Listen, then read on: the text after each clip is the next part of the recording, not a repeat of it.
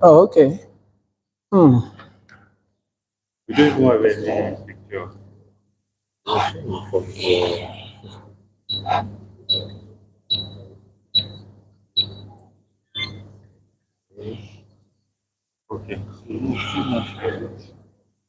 Okay, so just give us a few seconds. I'm sure it will work.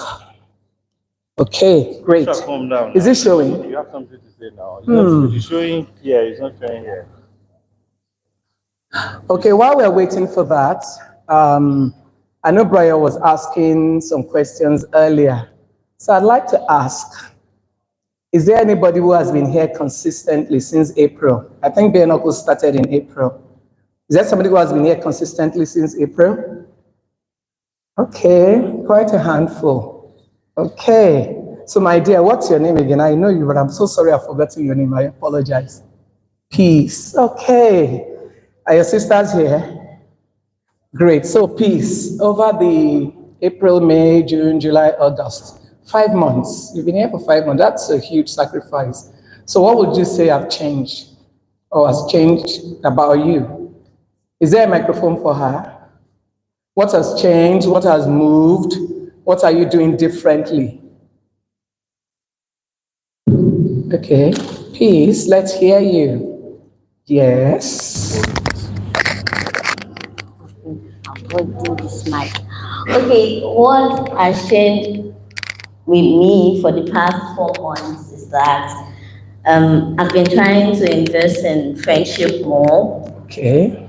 and I'm trying to make strategic planning towards my catering stuff because I'm into catering, but I'm a one side bake today, bake tomorrow, but I'm trying to put more effort in my business, and I've given myself, I guess, before the end of this year, I'll get my turntables and some other stuff that I need to boost my business. Oh, really? Amazing. Let's put our hands together for peace. Don't sit down yet. I was going to ask when you said you are making some strategy planning. I want to say, very big words. What do you mean by that? But you've told me you are now more focused and you're putting in a lot more effort. That's brilliant. So where do you see yourself in this catering line in the next, let's say 3 years? Is it working now? Okay, where do you see yourself in the next maybe 3-4 years in this line that you're very focused on now? Okay, I'm seeing myself in a big way, but paint that picture. What does that mean? Big way. What does that mean? I should have employees, if I'm not mistaken, in the next 4 years. Oh, okay. Because people already know I bake cake, but because I'm not consistent and my cakes are delicious, you want to try it out. Did you bring some tonight? No. You should have brought some. This is our last meeting. Some people know. Yeah, how many people have tasted a cake before? Can you attest to what she's saying?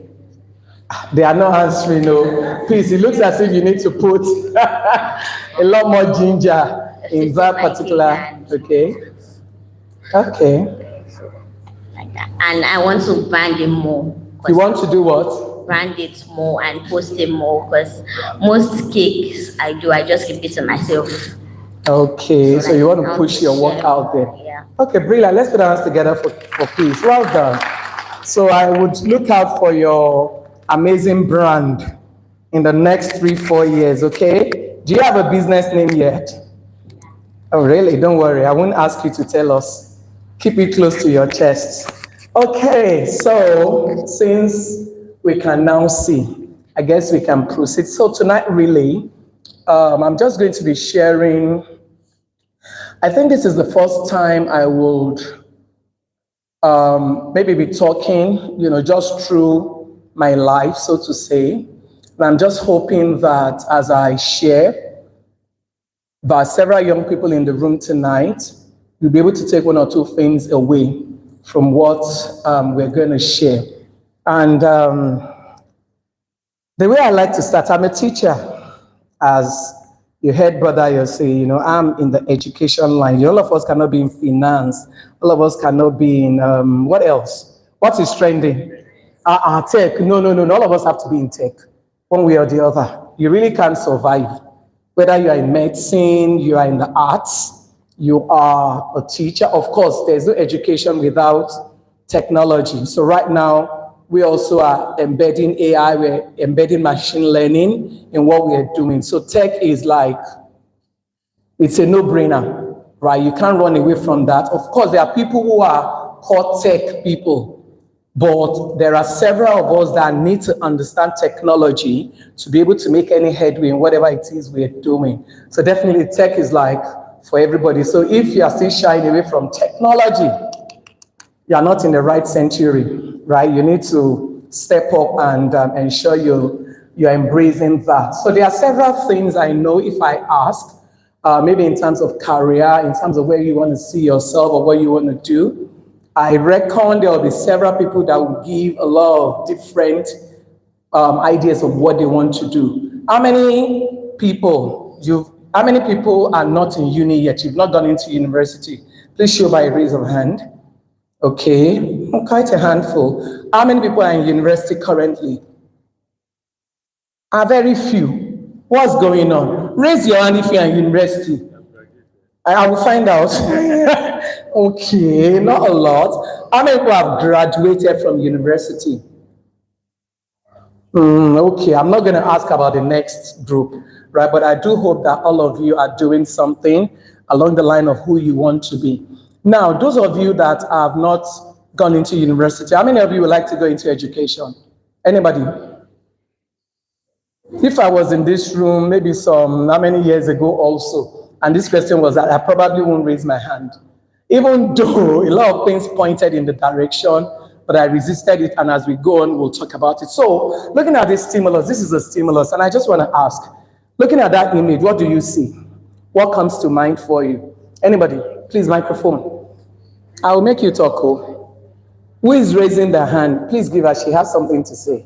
Yes, give her the microphone. What do you see? What comes to mind? What response does it evoke in you? There are no wrong answers. Just go on. Why are you shying away from the microphone? Let us hear what you are saying. Oh, yeah, go on. A dove. How do you know that's a dove? Okay, sure. Let's take it. A dove, a bird, yeah. A what? Okay, a net, a cage, yeah. So what are you taking? You know, if you were to analyze that image, or if you were to give that image a topic, a caption, what would it be? You need to speak confidently. Don't worry, everybody wants to hear what you have to say. And we are rooting for you. Let's go. Come on. Your friends are in the room, not your enemies. Go on. Let's hear you. Okay. But the bird is backing the cage, yeah? So? Okay, the bird is trying to get its freedom. Okay, thank you. Let's put our hands together for her. That is Prosper's younger brother. What's your name? Prince, how are you? Is Prosper here tonight? Where is he? Prosper, where are you? Oh yeah, Prince, let's hear you. The last time I saw you, you were like this. So what do you see? It looks like a bird is set free from the cage. Okay, the bird is set free from the cage. Okay, thank you. Let's put our hands together for Prince. One more, maybe from this side. One more. I want something a little bit more. Yeah, thank you. One more. What does this say to you? What are you saying? Okay. All right, good evening. So for me, I think that image connotes like stepping out of your comfort zone. Sorry? No, I'm just saying, let's hear Okay, you. I said for me, that image would connote like stepping out of your comfort zone. Okay. Any other thoughts? Because if it's there, it lives on other stems, like it gets what it is fed. But if it leaves that place, whatever it wants, it can get it. That's what I think. So living that confinement. Yeah, it lives its life at its own terms. You can soar. What's your name? Meeting Duobuebi. Duobuebi. Duobuebi. Very What does it good. mean? a gift from God. Oh, that's a nice thing. Let's put our hands together for him. Well done. Thank you, Prince. Thank you, Baby. And you didn't tell me your name. Favor. Thank you very much. And I'm sure if we have time and we pass the microphone round, a lot more of you will probably have one or two things to say. But I think everybody that has spoken has said something definitely that resonates with me, because that image, speaks to some of the things you have mentioned. So, using that image, I just want to talk a little bit about moi, right? And what I am saying with this image is that your environment does not define you. It should not. You must not allow your environment to define you. And what do I mean by that? So I grew up in a very popular area sometimes I don't know if I should say in Surulere, because it's the rugged part of Surulere, Lansing, on Aborishade Street. Very interesting place to grow up. How many of you know that area? Okay. Now, very interesting area. And one of the things, even as I think about it now, there's a major road called Itire Road that divides the very Ras area, Aborishade, Durojaye, what are the other areas in that, this side of the road, from the area that was when we were growing up, a little bit tushed. Right now, I really can't differentiate. But the other part was like the better part of the same area. So I grew up in the more Ras area of, that vicinity. And I remember clearly that, while growing up, very interesting, one of my story building, then adjacent to our house, we have a bungalow like ours, and then opposite the bungalow was a story building. So all the children in our house will go to the next compound because they had a large compound. Those of us who grew up together, Moji and the rest, Michael Shlade's compound. So we'll all go there. And then the house opposite, all the children will gather on the balcony. And do you know what used to happen? Who can guess what they used to do? What? Did it happen on your own street too? Oh my goodness. Insult contest. I mean, very weird. And the children will be abusing each other, cursing each other. And what is happening is they're looking for the house that will abuse the best. I mean, very, very interesting way to grow up. And for some time, I guess, funny enough, I wasn't extroverted or anything, so I was never at the forefront or anything like that. So I always be at the back, cheering people on. But at some point, I got, I would say I got a savior through my mom. So what my mom did, I don't know why or how she knew that I had a penchant for reading. And she got me some storybooks. Now, I had two choices. Either to continue to do what every child on that street was doing, faffing around, insulting each other, learning the art of just being nasty to other people. Or I could leverage on what my mother is providing, a new vista that she was opening up for me. So I don't know how she got to know. Until tomorrow, I'm so grateful to her. Because that singular act, I think, is one of the defining factors in my life. So she got some books for me, and I can still remember the first set of books she got were some books in the Pace Setters series. How many of you read Pace Setters? Hey, okay. How many of you read M&B? Hey, they only read stuff on horror and okay. So I graduated to M&B later, but I started with Pace Setters, the Pace Setters series, and at some point, getting books from my friends who are a little bit more privileged. The collection of fairy tales, Cinderella, Rapunzel, Red Riding Hood, and all of that. Big volume like that. I read, and that sort of opened me up to something new entirely. And so in subsequent holidays, when other children, will go out to start cursing and doing all of those things, you know what I will do? I will escape into that world of reading. And as I go on, I will share with you the impact, the very serious impact that had on my life, even till today.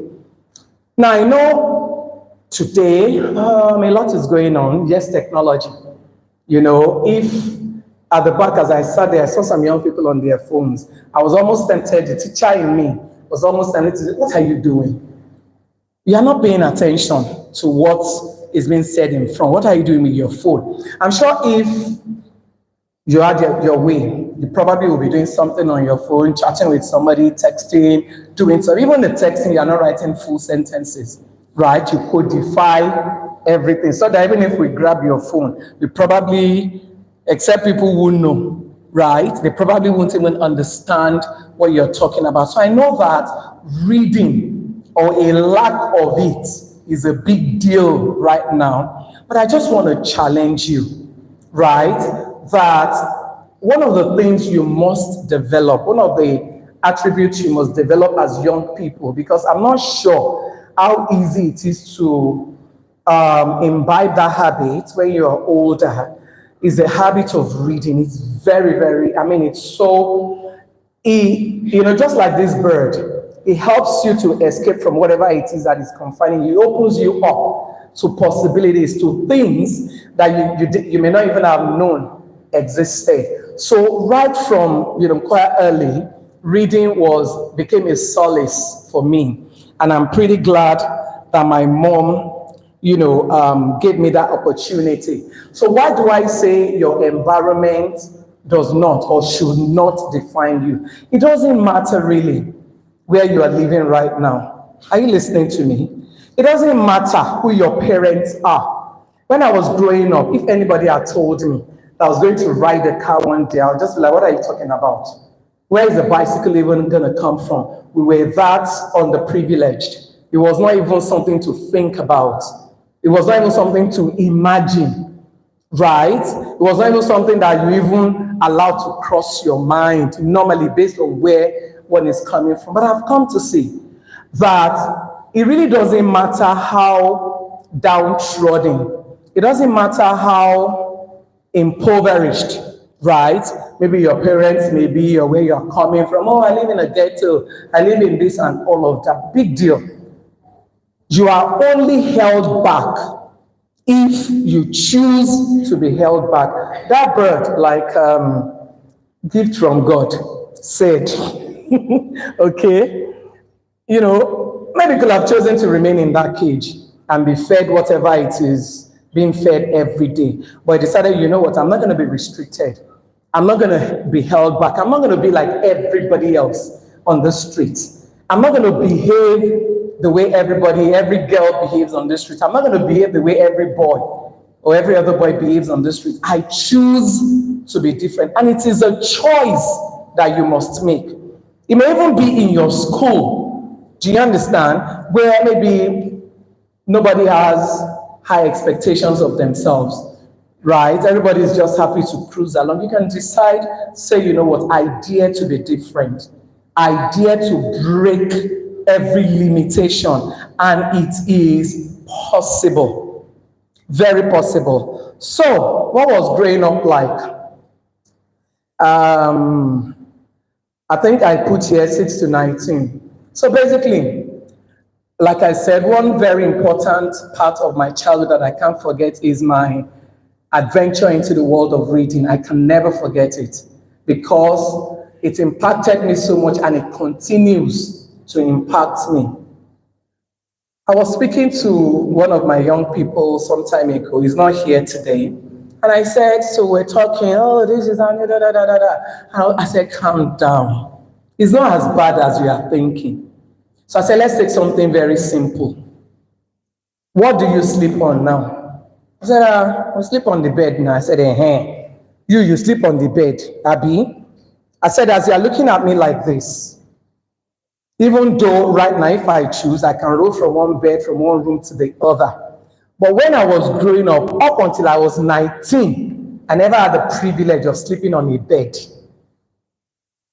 So our accommodation was a 2-room accommodation, so the room and the parlor. My parents used the room. We kept things in the room, but when it comes to sleeping, every night, you know what we will do? We will pack all the chairs, move them aside, remove the table, put on the chair, and then spread the mat. And I'm the first of 7 children, and we had a cousin living with us. How many? 8. So all of us like sardine fish inside the tin. We all spread on the mat and sleep on the floor. Not that you have foam. You know, some of you can even throw foam on the floor, right? I don't want to ask you, right? But the truth is, look at yourself. And you may think, oh, my parents are this. Oh, this is happening, that is happening. I can assure you, other people have had it much more worse than you, and they've made something out of their lives. So for years, I slept on the floor. I only graduated into sleeping on the bed, I think, when I entered uni. That was when I graduated, though. And I was sleeping on the bed with my mom, right? My dad had his bed, my mom, and it was just such a funny growing up, so to say. Now, am I just talking about maybe something as, oh, you know, we slept on the ground and all of that? What I'm just saying is, you know, bad was bad, right? Lack was real lack. There were times when there was nothing at home, and even you as the child, you can feel the dryness. So again, maybe because I read a lot, I was also given to a lot of daydreaming.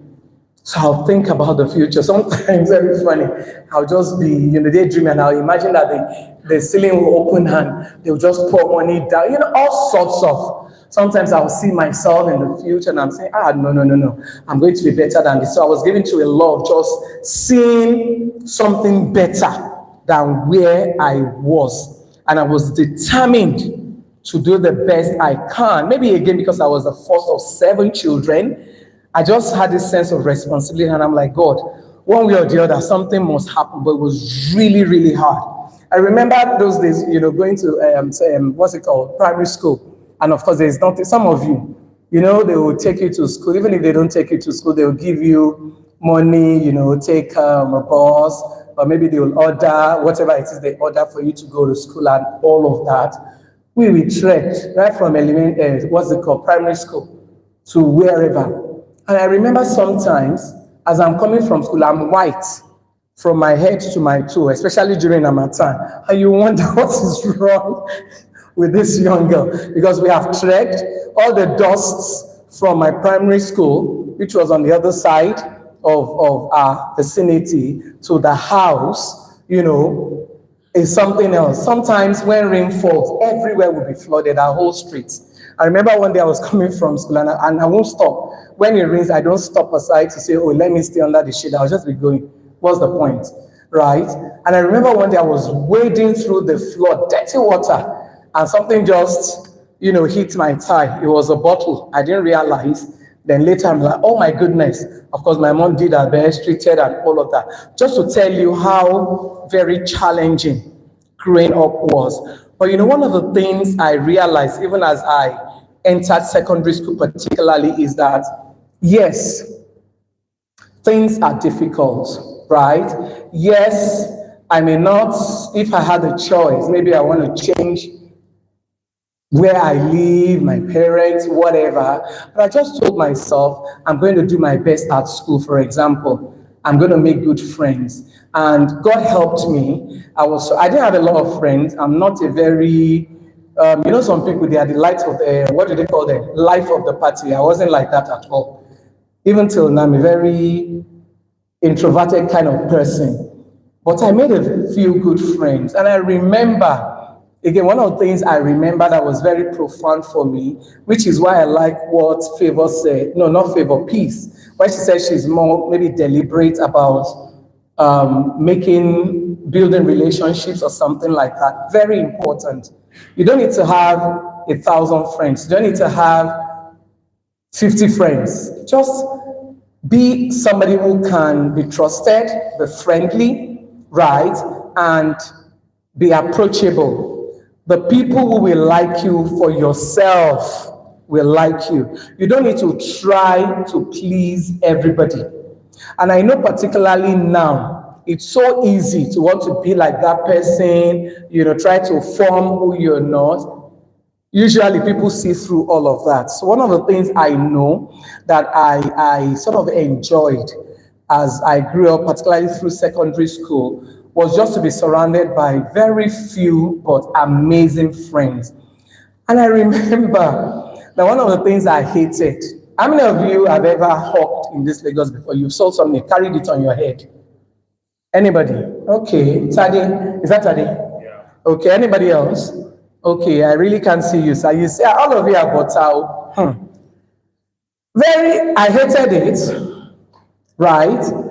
I think my younger sister, I don't know why, she kind of liked it better, but I hated it with a passion. And I think my mom also, because she knows I'm a bit studious and I like to read, when school is in session, she will leave me. But when we're on holiday, I just realized I couldn't escape it. Oh my God. So we used to sell, she would get, she was like a distributor of bread or something. So she would put some on the tray and tell us to go and sell. Oh my God. It used to look like the whole world was on my case, but I didn't have a choice. I needed to do it. And I remember one of the summer holidays, as I was going around, one of my classmates saw me. And when we resumed, you know what she did now? Shebi, you know what do you think she did? She told everybody. And I was a little bit like an efiko in school. I tried. So she now told everybody, it's as if she gave them a weapon to use against me. So they all now gang, and I went to an all-girls school. Ganged up, started whispering, then there's this clique that we had in our class. Those was the thing, they are the happening girls, both. And I said, this way, Shara. During the holiday, she was selling bread though. She would come to school and be forming a fickle for us. Oh my goodness. It was such a terrible day. But my friends stood up for me. I didn't have to say anything. I can still remember. My friends would say, okay, so what? She sold bread, so what? Did you hear that she stole? Or she did something and they were beating her on the street, so what? And these my friends that were speaking for me were from, because my school was like a mix, you had the rich kids and then those of us who came from the Abridge at this side. So my friends, incidentally, were those from the other side. So when they speak, people, so they were like, so they stood up and they were my Voltron and they sort of shot those girls up to say, what is it? Why are you harassing her? So what? Right? I still remember that experience till today. But what is more profound for me is that, God had surrounded me with people who could fight. Of course, there were times I had to stand up for them to, do stuff for them. But that was you can imagine if nobody was there for me, they would have bullied the life out of me. I don't know what would have happened. But thank God. So again, what does that mean? You can't exist as an island. You can't please everybody. You can't be friends with everybody. You can't impress anybody. And don't even try to impress anybody. Just be yourself, but be the best version of yourself. If you are useful to yourself and to other people, they are going to see the value in you. And definitely, those who will like you for yourself will like you. So don't feel disenfranchised, for example, if a lot of people don't like you. Big deal.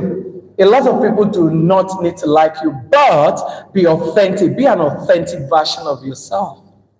Be the real you, and you will attract people who like your kind of person. Those my friends are still my friends till today. We still talk. We are still in touch. In fact, two of us work in the same organization, though different parts of the organization. So we're still in touch, we're still friends till today. So don't joke with opportunities of relationships, of friendships that God will bring your way or that fate will bring your way. Just be yourself and allow people that naturally will flow to somebody like you to float. You don't try to force yourself into any clique that you're not supposed to belong to. So I'm very, I'm very thankful that even though the journey was very difficult through secondary school, primary school, and all of that, I had those few quality friends that I could call my own and we could talk, and they can stand up for me, I can stand up for them. Now, still talking about being an authentic version of yourself, or like this bird, just refusing to be caged. Don't settle for anything less than the best version of yourself. So what does that mean? If it's your academics, give it your best shot. Don't do half measures. You know, sometimes, maybe when we have to study for exams or we have to pay attention in class, somewhere at the back of our minds, you are thinking you are doing it for somebody else, maybe for your parents, maybe for somebody. But the truth is, it's for you. Do you understand? And whatever the outcome is, you are the one that is going to bear, you know, the consequences of that outcome. So every chance you have, every opportunity you have, you must ensure that you seize those opportunities. One of the things my friends used to say to me, they used to call me Oloyinbo, you know, it's like an English-speaking person. And sometimes some people, oh, did you go to nursery school? I'm like, nursery school, what's that? How? From where? Right? I didn't go to any nursery school. I went to a public primary school, public secondary school, public university, right? But one thing I know, which is what I said at the beginning, the opportunity to read, to delve into that world, gave me a rich vocabulary base that I've continued to build on over the years. Now, I'm not saying I speak English like the native speaker. I'm not saying I know all the words in the dictionary, but I can hold my own anywhere. Why? Not because I had the opportunity, not because something was given to me on a platter of gold, but because my mom gave me a chance and I took that chance. I didn't waste it. I explored it and it made a difference, you know, for me. And I remember that all through secondary school, even though, you know, the bullies in our class, they will go to the board and say, oh, this is the skinniest person in class. This is the blackest person in class. This is the ugliest person in class. This is the whatever. And sometimes they will put your name. Big deal. But one thing they can never take away from me is the fact that, you know what? This girl, you cannot push her aside because she's got quality. She knows what she's doing. She doesn't joke with her academics. When she speaks, you've got to listen. And how did that come? My environment never gave it to me. Nobody. There was no mentor to look up to. There was no big auntie or uncle to look up to on that street too. Do you understand? Several years back, when I went back, I saw some of the people we grew up together. Some of them were selling oranges at the bus stop, right? Some maybe were selling pepper in the markets and the rest of that. But and I'm sure there were a few other people like that, decided we're not going to stay in that cage. We're not going to be defined by whatever is happening around us. We're going to make the best of our lives. We're going to take opportunities that come to us, and I'm encouraging you, please. You are young, opportunities are coming. You must take those opportunities. I remember when I finished secondary school, I told you earlier, I said I started with Pacesetters and I moved to Mills and Bourne, James Hadley Chase, Robert Ludlum, John Grisham, you know, all of those series I used to read voraciously. And in my Form 5, I can remember clearly, because again, you can be smart, but talent any day that is not mixed with effort will always give you what? Less than what you should get. And I remember, especially maths, when our teacher is teaching in class, I'll have a novel on my laps, I'm reading. Maths, I don't know, I think maybe the teacher was boring. It was maths, I never paid attention. And then my physics teacher, that one, she wasn't serious. So I think she didn't ginger me, I didn't ginger myself. So I didn't pay attention. I did my WAEC and I did creditably well in all the subjects except two. Maths and physics. I had P7 in both. And this is me. Then I was still thinking I'm going to do medicine or pharmacy. I know you are not going anywhere without your maths and your physics if you want to go into the sciences. So I finished and I'm like, oh my God, what's going to happen? I had A1 in English, you know, chemistry, but physics and maths, I failed. I had P7. So what does that mean? I needed to repeat my exams. Now, I didn't fail because those subjects were difficult. I didn't fail because I wasn't smart. I failed because I just did not pay attention. I just could not be bothered. And I paid for it. So I had to spend another extra year to write all my papers again. And this time, of course, by the way, before I did the exam, that first WAEC, to tell you how bad my case was, I didn't know how to apply Pythagoras theorem. Anybody, you know Pythagoras theorem? A squared equals to B squared plus C squared, is it? Is me, I don't know. What is Pythagoras? You people are just nodding. What is Pythagoras theorem? A squared equals A squared plus B squared equals to C squared. Shebi is very, I couldn't apply it in Form 5. Very terrible, because I just did not pay attention. So by the time I wanted to write WAEC, I had to look for somebody to sort of give me a crash maths course, which was why I even ended up with P7. Who knows, maybe it's F9 I will have gotten. So bottom line, I had to retake all the papers. And thank God, I even did further maths in my second missionary journey, and I passed everything. Now, so after my results came out, of course, I wanted to go to university. But you know, one of the days my dad called me and said, I can still remember where we stood. I said, you know, now you have finished secondary school and your younger ones have to go to school also. So which trade do you want to learn? And he gave me a list: photography, catering, tailoring. There was one more: photography, catering, tailoring. No, hairdressing. No, he didn't. I think it was those three. I just looked at him and I'm like, I didn't say it in those words, but I'm like, you've got to be kidding me. So I didn't say anything. I just went to see my mom later and I said, did you hear what dad is saying? You know, that me, I should choose out of. Now, I'm not saying there's anything wrong in those, you know, learning those trades or going along those paths, if that is what you want and if it is what you're passionate about. But what I'm passionate about is that I want to go to school. I don't want to learn photography. And those days, it's not these days so that being a photographer is bourgeois. You know the photographer that will tell you, do your head like this, go like this, 30 minutes, they are still trying to get a shot. I've never seen. Do like this, like they'll be using their hand. You'll be like, take this picture and let's go now. And then the female photographers, oh my goodness. I'm like, no way, you've got to be joking. So I said, Mom, did you hear what Dad is saying? That she now said, don't worry, that we would somehow or the other, it will happen. So that gave me some comfort, because I was already having nightmares that I don't want to do this thing that he's saying. I want to go to school. So my mom registered me for JAM, and I remember, I think the year I did JAM was the first year, at least that I know of, that I became like everybody knew about it. There was a lot of expo. And I remember the morning of the exam, one of my friends came and said, they said they have seen English and maths in one street, Olufowobi, that we should go there and collect it. I said, they have seen English and maths. I said, no, me, I'm not going. She said, no, I will go. Let's go now. At least if English and maths is sorted, the other two subjects, we can be sure that, you know, it will go very well.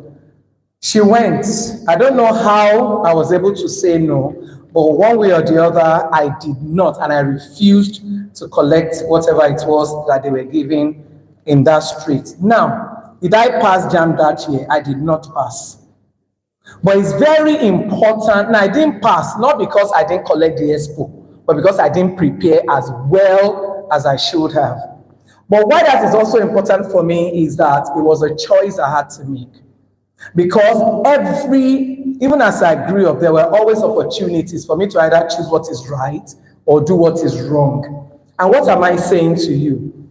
As you grow up, even right now, even as we're sitting here, there's probably something going on in your mind that somebody has offered you or you're thinking of doing, that somehow you know that this is not right, and you're like, okay, should I do this or should I go along this path? The truth is, for every time you choose to do the wrong thing, you know what you're doing to yourself? You are going to make yourself more comfortable with the wrong things, and other opportunities will come. So of course, I didn't pass down that year. So I told myself, okay, you didn't prepare adequately enough. You must do better next year. So next year, I did my best and all of that, and I was fine. Now, I'll talk about that later. Let me come back to what I just said.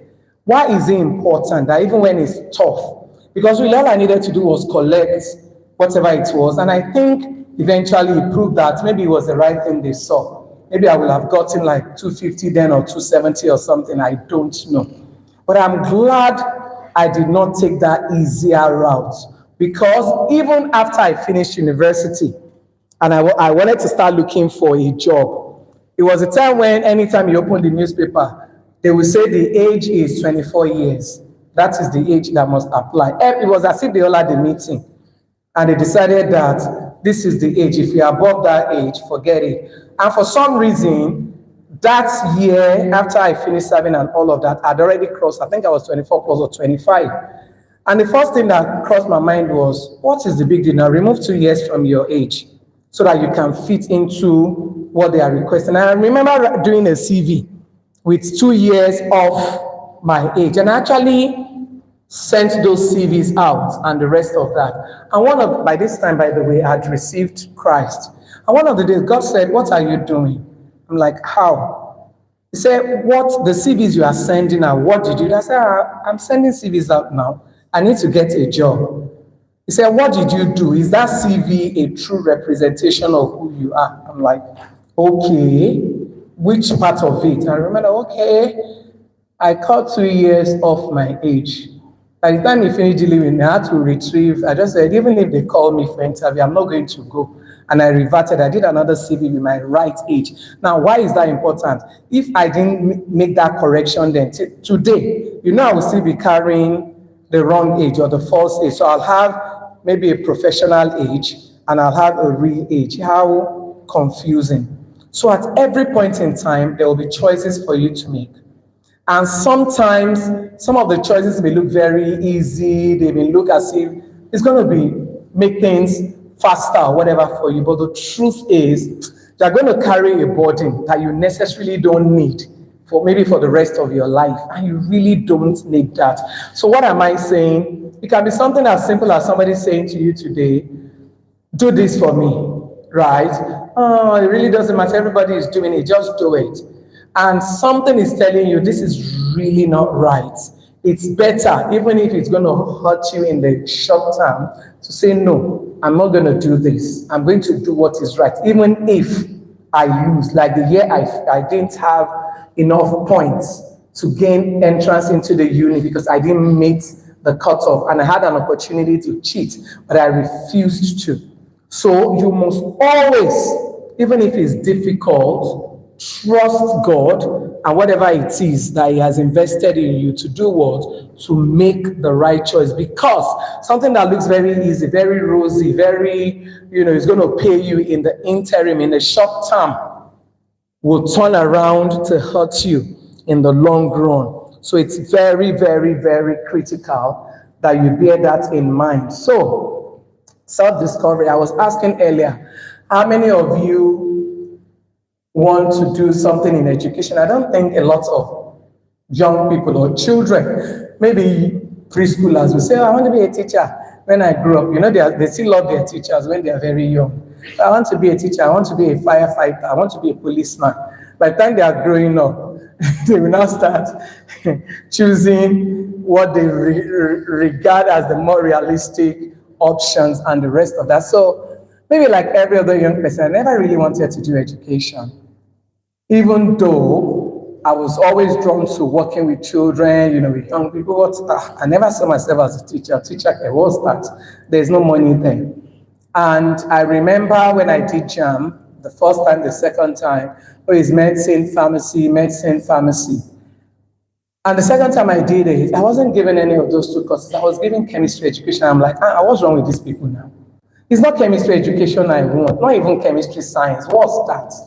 And by the time I entered the university, for those of you who know, there is how, if you did education, there is a way that they look at those who do education as if they are second-class citizens. It doesn't matter how touched how brilliant you are. So when we go for lectures in the science department, it's as if those backside people, they have come to take their courses. So it was always a burden. I never liked it.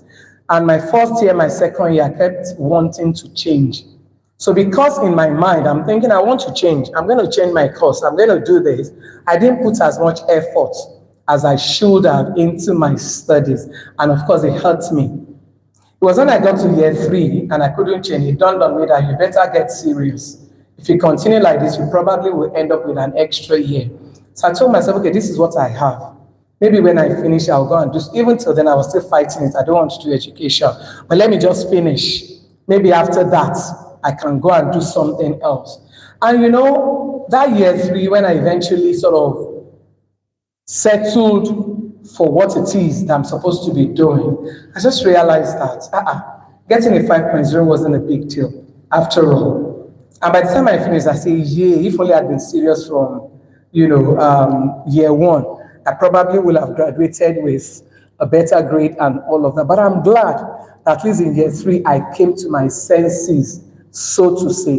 And you know, one of the things I told myself at that point is, whatever it is that comes my way, whatever it is I have an opportunity to do, I'm going to give it my best shot, even if there is something else I'm looking forward to, even if there's something else I want to do. What I have in the present, I am going to give it my best shot. And that became, like one of the driving principles of my life. Now, while I was in uni, of course, things were still, Things were still challenging.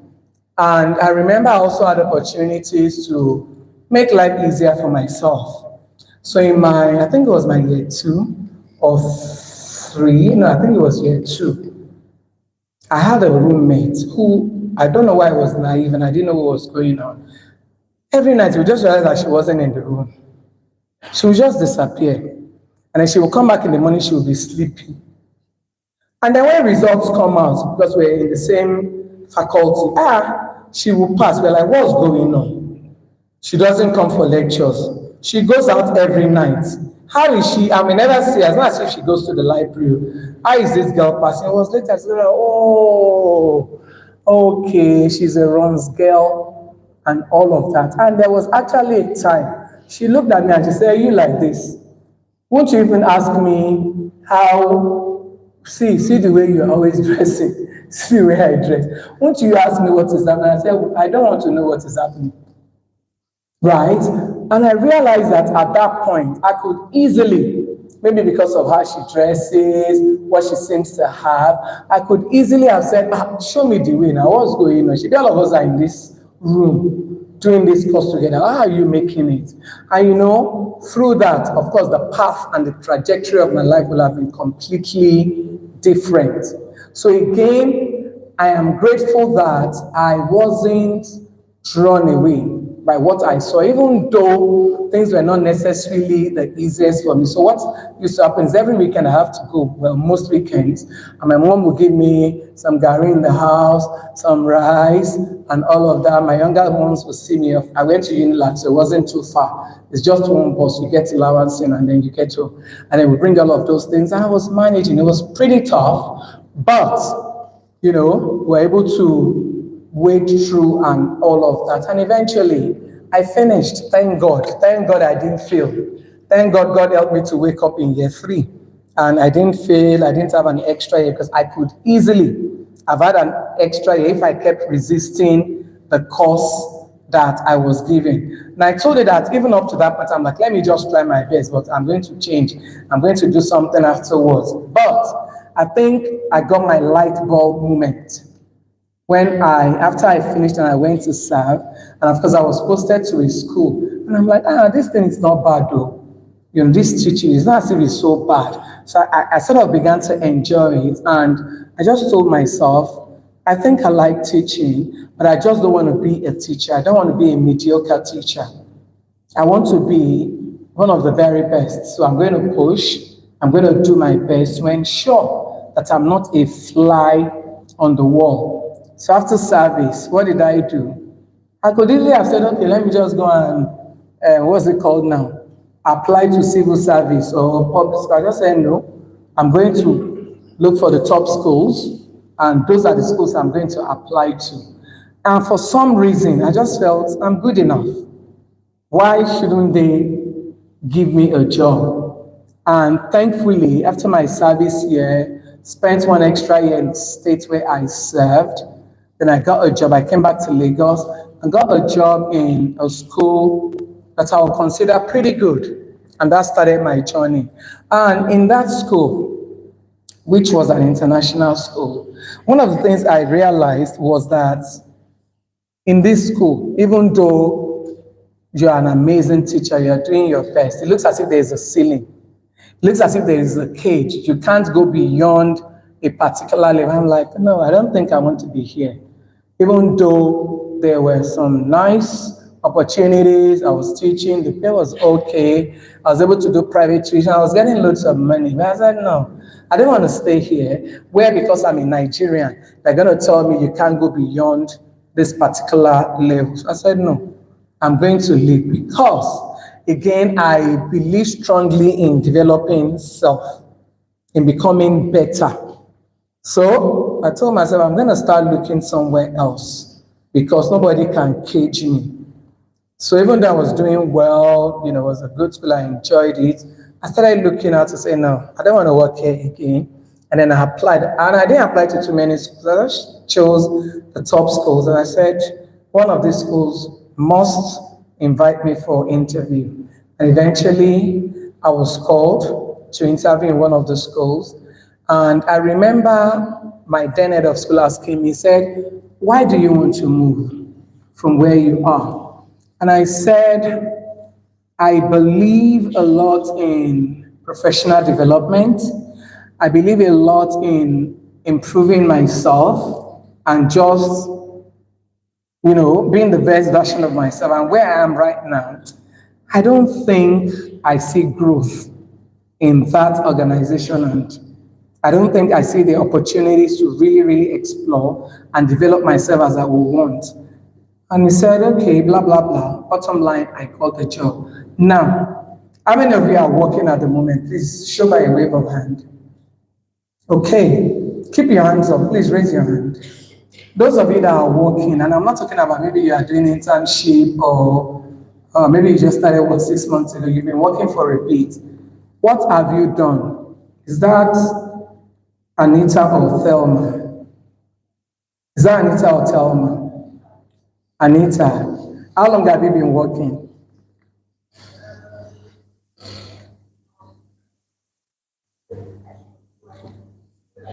About how many years? I can't hear you. 3 years. Okay, between 3 years and now, how many courses have you taken on your own? I'm not asking you to name them, just give us a rough idea. Estimate, how many courses have you taken on your own? About 3. 1 every year. I hope they are big courses for you to be doing 1 per year. Okay, thank you. And I don't mean to put you on the spot. Now I can ask all those who are working, Carlton, the rest of you that raised your hand.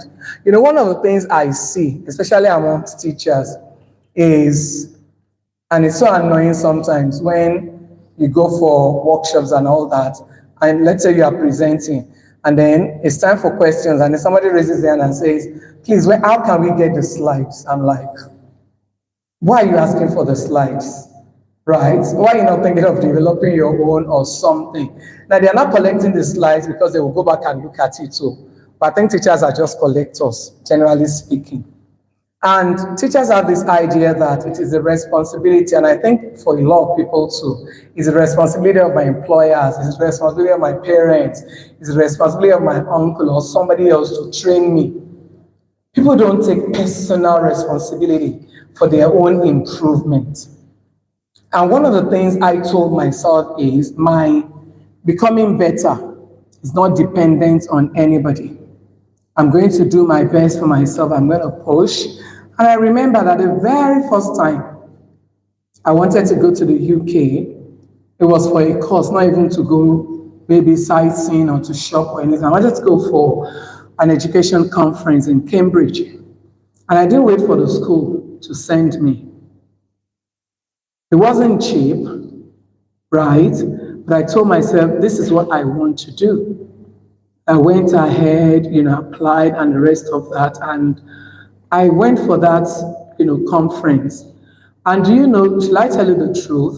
If I look back, at myself, my organization, if there's somebody that has been sent on maybe a lot more trainings sponsored by the school, whether locally or internationally, I'm one of those people. I know one of the things I know, it is because somebody somewhere saw that she's hungry to develop herself.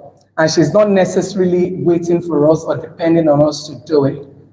So what am I saying to those of you who are already working or who are already on the path, even if you're an entrepreneur, you are doing your own thing.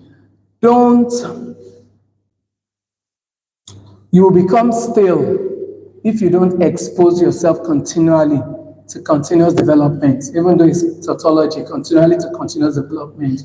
You must look for ways to learn more, to know more, to become better. Okay? So, and thank God for today. I mean, there's so many free courses. There's so many opportunities.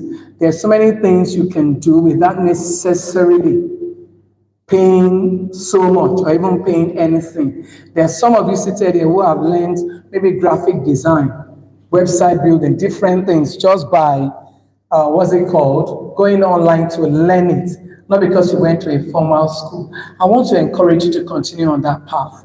And there are some of you who may still be wasting your time, spending hours of data on things that do not move you forward. You can use that data for something better.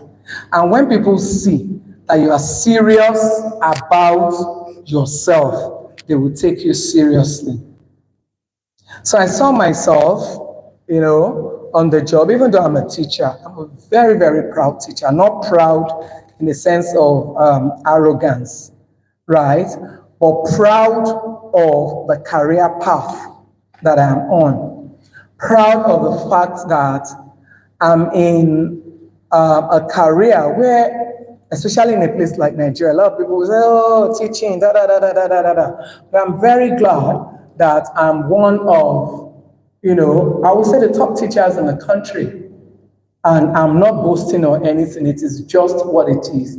Now, why am I saying that? Is it so that I want to impress you? No. Just to say that if I think back to where I'm coming from for example, to where I am today, especially the path I have chosen. I could have chosen to just be an ordinary teacher, neither here nor there, no improvement, nothing. But I know that one of the things that happens is at every point in time, I'm asking myself, what do I need to do better? To become a better person, to become a better professional.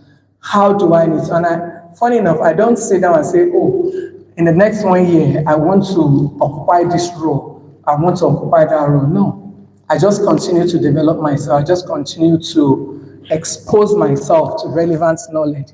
And I see opportunities coming to me. So I just want to encourage you tonight. Nothing can stop you except you. And I know that you've got everything it takes to be the very best that God has ordained you to be.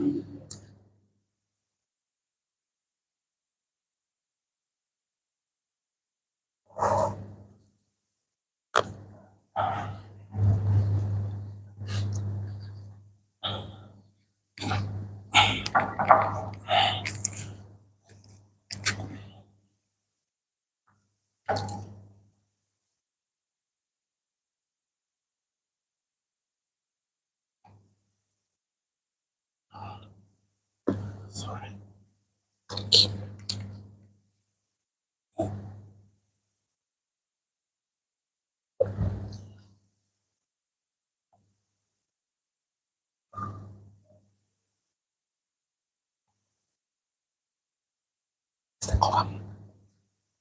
Sorry.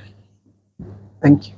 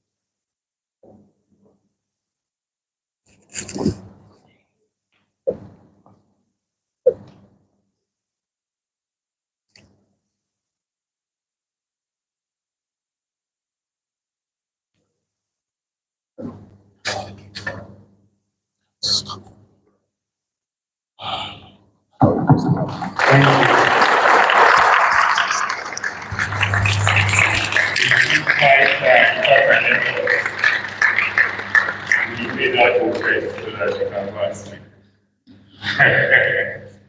Thank you. Thank you. Thank you.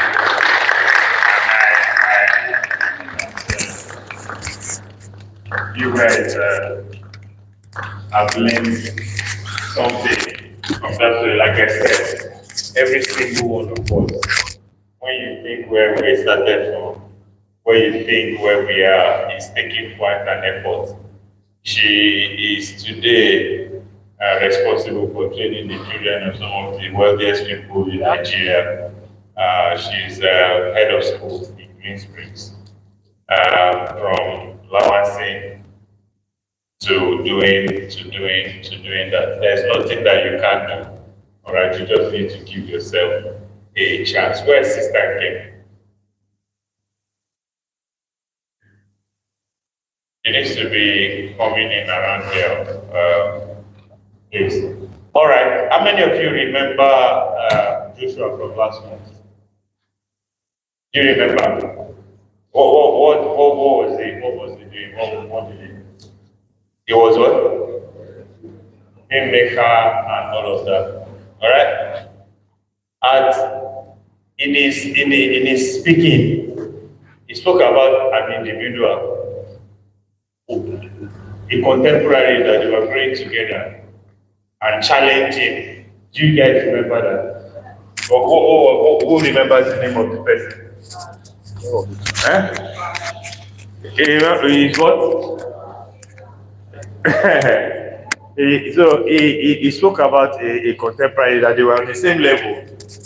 But when he was still struggling to believe or to understand something, he said he was sharing with this guy, and the guy was he like, what's wrong? What kind of person is he? What's wrong with you? Who are you? How can you have this kind of faith and all of that? Today, I have the unique pleasure of having Tade Cash in our midst. All right. Again, all of these people are young people in my hand, though. Like I'm seeing all of you guys now. They are very young in my hand, but at different times. All right. People are just and he has taken a radical route to get here. He's very stubborn. He has short man syndrome, so they're very stubborn. They're very stubborn. All right, but he's very radical in his approach, and is a testament to the kind of faith that he has. And there are very few people that have more belief in themselves and in the possibilities, all right, of what can happen if you just step out. I think tonight you have the opportunity of, where is Sister Nkem? She still hasn't come. You have the unique opportunity of learning and understanding what it is. These are similar guys like you. These are people who I've seen it. Okay, we need to have coffee at any time. Is it ready? Can they come? Not in a group, but if you feel sleepy and all of that, if you need an injection, you can approach that desk. Please let somebody be there so that they can, the two desks, you get coffee and come and sit down again. Like I said to you, Today is loaded. There's a lot of stuff that we want to do. There are a lot of people that we want to share their stories. You can see Pastor Feyi coming from nothing to becoming head of school in one of the most prestigious secondary schools in Nigeria. And she's well respected. When she's able to say here that she's one of the top teachers, is that there is no way to be humble, all right, around the truth. The truth is the truth. It's what it is. If you are King David, if you say who I am and I say I'm King David, I'm not proud. It is what I am. All right, that's the kind of. Tade, please come. All right, please, again, I want you guys to give him a vociferous, I need mic for him. I need you to give him a vociferous this thing. All right, I have no doubt that you will benefit from what he has to say. All right, he is an amazing speaker. He's an amazing investor. He's an amazing many things.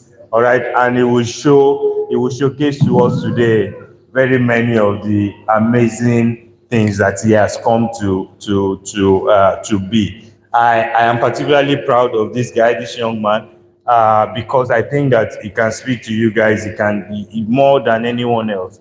He's not that far off from many of you, so there's stuff that you can learn from him. Please join me again in welcoming. He started something I know him as well, but he started Cash that all of you know him from. Welcome, Tade. Thank you. Thank you. All right. All right. Thank you. All right. Okay. Thank you, sir. Thank you. Okay. Good morning, everyone. All right. So. All right. Wake up, please. Wake up. Go and get up. You can. Wake up. Okay, good morning, everyone. Let me tell you one thing. It is normal to sleep at night, but it is also normal to be awake at night so that your destiny can be awake. Okay? So what you need to do is that if you have to take the coffee, just go for it and have it. All right? It's so interesting. All right, so thank you very much for the honor. I'm so honored. I'm supposed to be in Rwanda this morning, speaking in Rwanda. I have to cancel the trip. They are still wondering what happened to me. Okay, but I told them I can't come. I have a better assignment, and they are wondering. All right, my name is Tade Eson. Akintade Olutoye Eson is my name. All right, so but because of what I do, one day I just woke up and I was calling myself Tade Cash, and my friends, they seems to love it. Most importantly, my wife, she says she like it. She liked the cash behind the name, all right? So I said, okay, let's be running that way. All right, so Pastor Feyi was started by having an amazing conversation. That's the first time I'm hearing that side of Pastor Feyi. I've always thought Pastor Feyi was from that two side, with all the English when I was growing up under her, now it's amazing. All right, so I grew up, and today as I was seated there, a lot of things were coming to my mind, and I saw how Uncle Ayo is talking, and I remember how he used to talk to us at that time, how he used to encourage us, and I cannot forget those lines. He would say, you guys, stop reading fiction, better go and read better book that will change your life. And it's amazing. So my journey, I'm the youngest of 6 in a family of a man that speaks British English but had no Yiddish. All right, so that means that my father speaks British English but he does not have money. Okay, so and my mother is a petty trader, and then my father wanted all of us to go to school. My father wanted us to be who he was not, because he believed that there are some certain mistakes he has made in his own life. And so we started growing up. We're attending a church. I was attending a school called Ijisha Tedo Boys. I attended primary school called Chidro Ade, very close to our church. All right. Okay, want to this one. This one. And so, I remember I was coming, I used to trek from the National Girls Secondary School down back to Ngolo every single day. I won't walk in the gate through that night.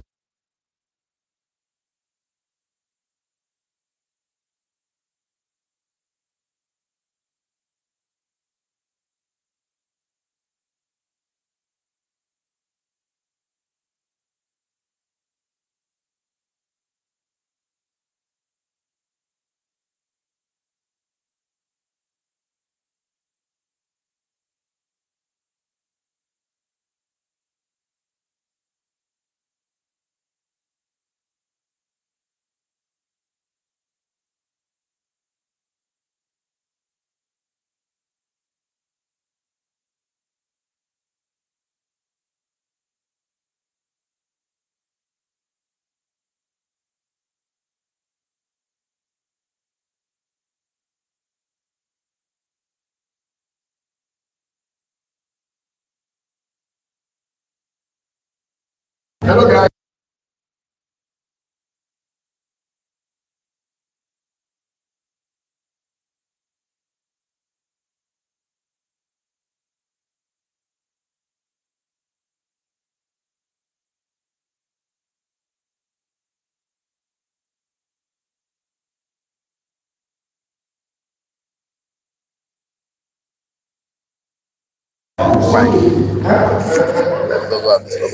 Oh, what are you doing? Cars back there. Apart from that, Papa just wanted to go, we don't attend any my life. So that says, oh, we're looking everywhere. But now that Daddy does not go to church even every day, in the days of deeper life, he has decided that I want to start going to Glory Christian Ministry now. I think that's an advancement. So my brother agreed that I should start going to church. And then I started coming. I was young, I was a very young boy. I was shorter than this, so just imagine how short I was. Let me imagine how short I was. But I was blessed with a gift. And that gift was that I was, before I gave my life to Christ as a 14-year-old boy, I used to be stubborn in a negative way. But then when I gave my life to Christ as a 14-year-old boy, I became very stubborn in a positive way. I was stubborn to the point that if I say I want to do something, we have to take God the Father, God the Son, and God the Holy Spirit to stop me.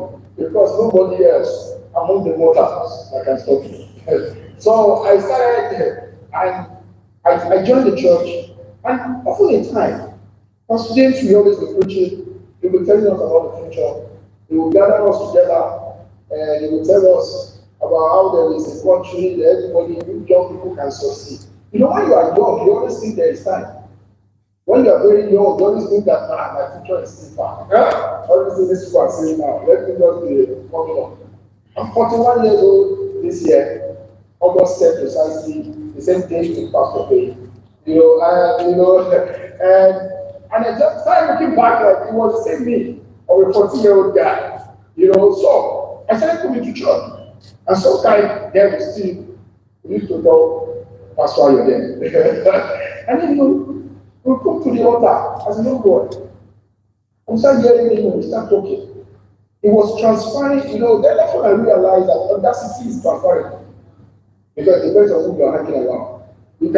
God can transfer audacity to you. And in those very jocular manner, they will be telling us, and some people see it as arrogance, but I see it as my truth. I see it as my future. I saw it as, I don't have anything. But then you gather us together, just like we are all gathered here tonight, and you start telling us about how our future can be. And then, fast forward, I got to SS3. I remember that year we were having a big service. In August this year, we need to have new stuff. And all of us would gather. And then I remember a friend of mine, his name is Bayo. And that's why in life, when you are hanging out around people, sometimes they are your classmates, but they are not your mates. So and this guy, unknown to me that time, he lived around the terrain. We used to go, unknown to us that his mother lives in the UK. Everybody's in the UK. He was just staying with his grandmother. And suddenly, one day, I didn't see Bayo again. I'm trying looking for Bayo, we'll go to Bayo's house, we'll be looking for Bayo. Bayo not coming to church. And one day, Bayo cousin just told us, Bayo, I was going to the UK. Huh? All over this place, secondary school. Like, we're opening that one day, the father has left us. And at that moment in my life, and I look back, I said, no, Bayo has not left us. It is me that must not leave me. And then I said that if whatever it takes under God, credibly, morally, I am going to be successful. And one thing that I got introduced to, I thanks to, and it's not because he's sitting before me today. One thing I got introduced to at that time, Pastor Mr. Daniel Ortiz used to tell us about reading. You know, just like Pastor Felix said tonight. And some people think it's just a future. But I knew that the home I was coming from does not have a future for me. Because I can't see anything. You know, grow up in one room apartment. No, I beg your pardon. Grow up in one room. One room can never be an apartment. Hello? Grow up in one room. It's a use of language. Grow up in one room. And my father was so generous, he went to the village, he saw my cousin roaming the street, and he said, my cousin to join us. He's a very generous man. And you know, he joined us in that one room, 6, 7 of us, and became 8. And I said, young boy, you know, try going to church, and I started hearing about reading. You know, I didn't like reading, but I saw that this reading is going to as if it's my future. I know there are things you do in life, it's called discipline. You don't have to like them, you just do them, because they will affect your future. And then I remember my father would tell me that just read. Just read, you don't need to like it, just read. Read. When you start seeing the result of the reading, you will start liking it. I started reading, and I started reading, and I started coming to church. I was very devoted. I'm still a prayer warrior. I love to pray. Because you look at my way of escapism that time. I have to pray because you look at all night. By the way, there is nowhere to sleep. It's one room. So at night, I just be praying around the compound anyhow, to the point that all the offices around, you give me prayer points. Without giving me prayer point, because there's something all night we are all together. Like I'm in the compound, there is nowhere to hide. I'm just praying around the compound. At the point they will see me in the morning and say, sorry, I have a prayer point. I started adding the prayer point to my own, so everything can continue. And then I said, but the first thing I learned on my journey was the exposure to coming to glory at that time gave me hunger, because exposure affects hunger.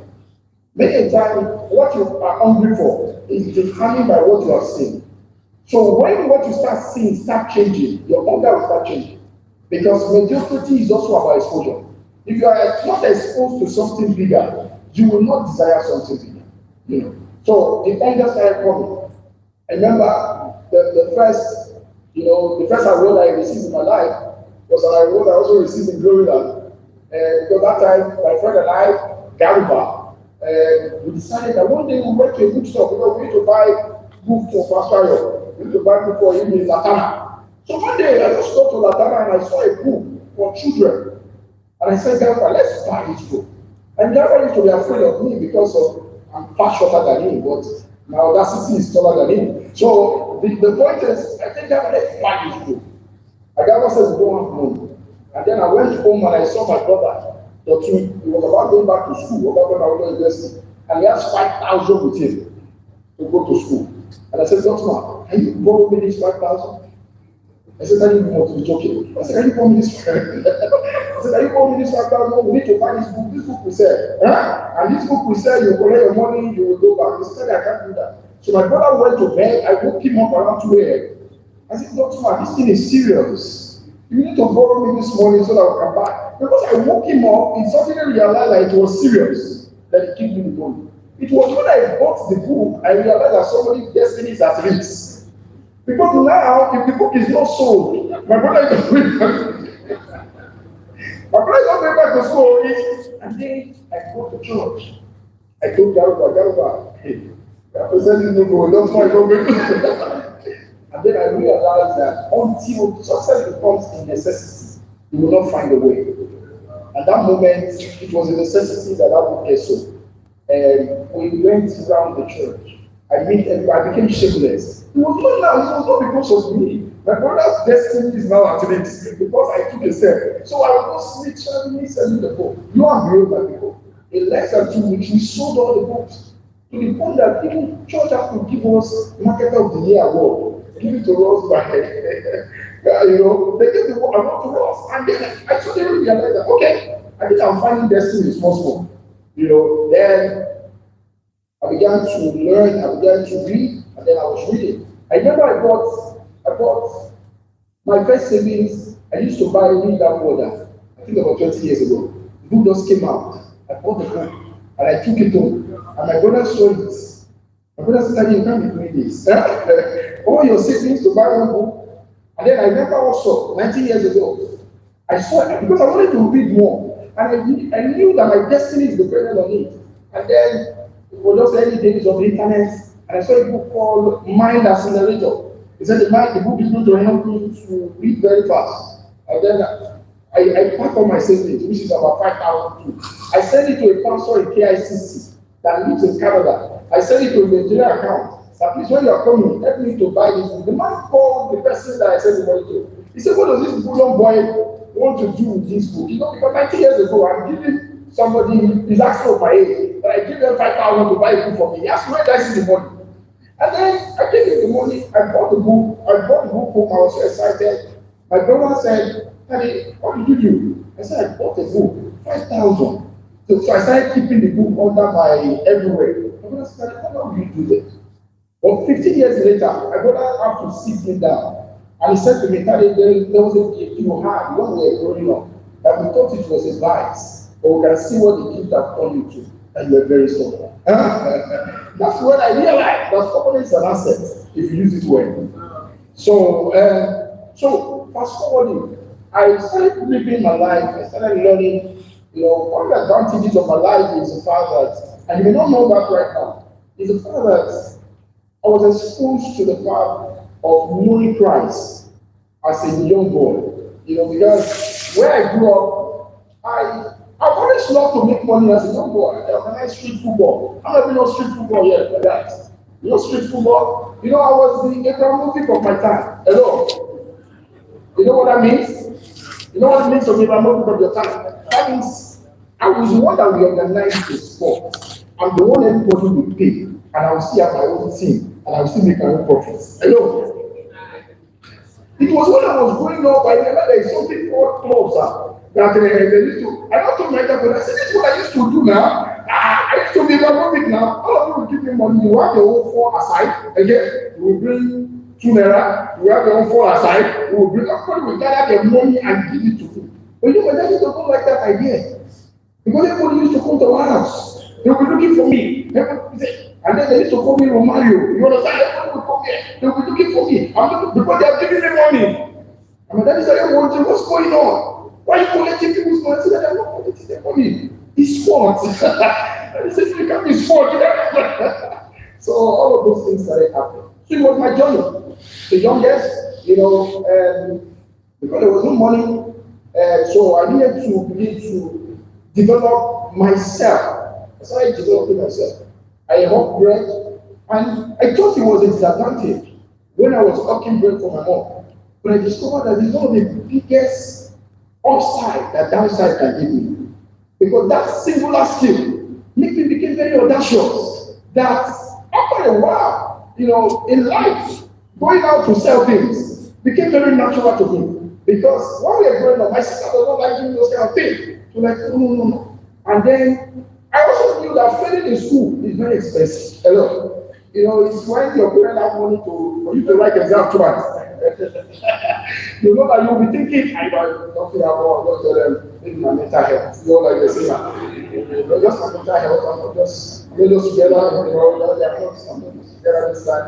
I knew that it can't be mental health, though. It's not a part of it. So I will have bread for my mom in the morning.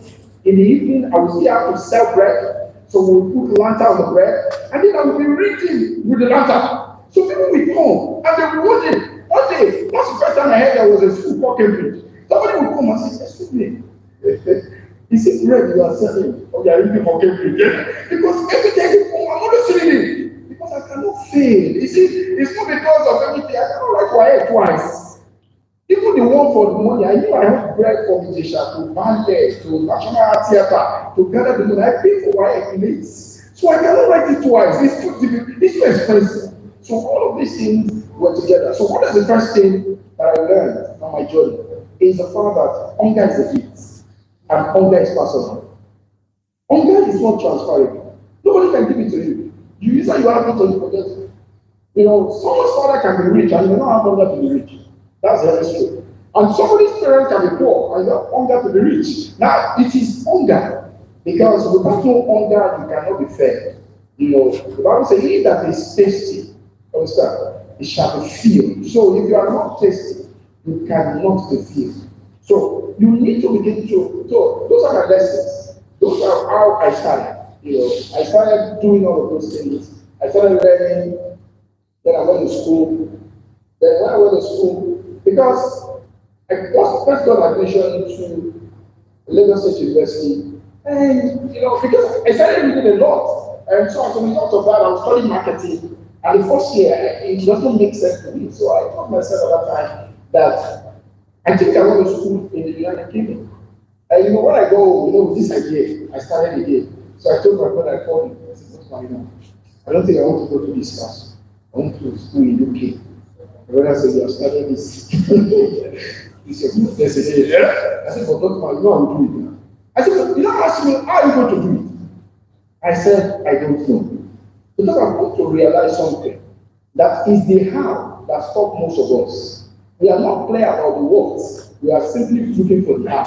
We are not clear about the what. What? You don't need the how. You need to know exactly what you want. You need to be so clear that when you wake in the middle of the night, you are certain that this is what I want. And then I started going for all of those things. And then I got a school in the UK. I told me I can do the school from Nigeria. And I asked how much is the money I cannot pay. And then I told my brother, I said, okay, I'm going to pay for this school by learning how to sell something. And he also wondered how I'm going to do this. And then I did. I made the money almost like 10,000 pounds.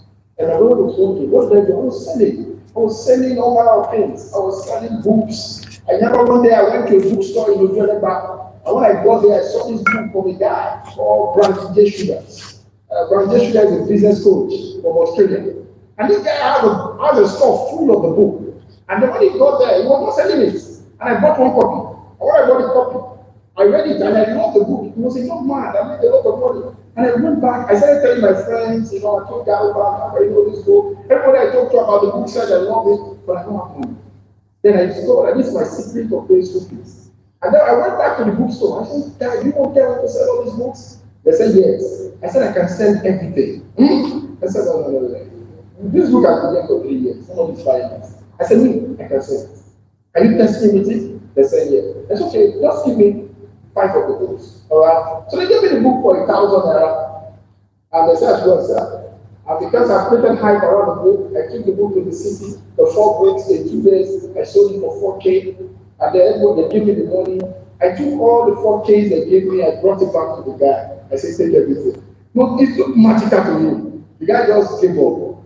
Just so he can take all the books.